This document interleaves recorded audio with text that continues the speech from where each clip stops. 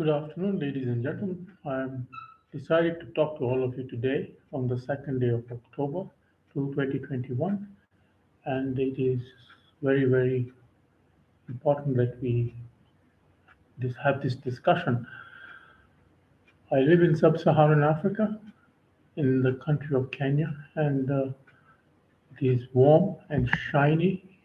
The weather is cool, and most of the people are busy doing their normal things. I have decided to talk to you early in the afternoon as it is very appropriate, and at this time I am resting and trying to get along with the day. As it is a Saturday, just try to do a few chores which are supposed to be done and try to keep things to a minimum. Um, as you know, it is now autumn up in the north, in in the northern hemisphere, in Europe, North America, Canada, and when it is warm, when it is autumn, the wind it is very cold. The wind is blowing. Uh, Temperatures go below 15 degrees centigrade, and you have to. It is approaching the season of winter.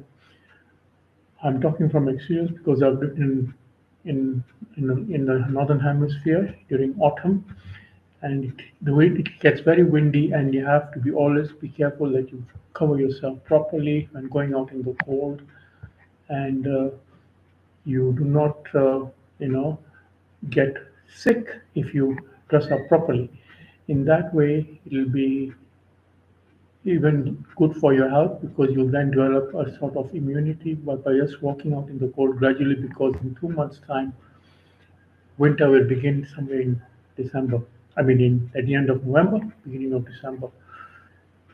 It is important that while you are in this moment in the season, that you eat well, drink warm fluids, and eat fresh food.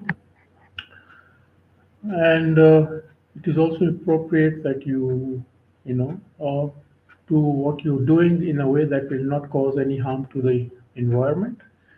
Especially if you go out for jogging or to the park, you don't litter the place, and try to give respect nature.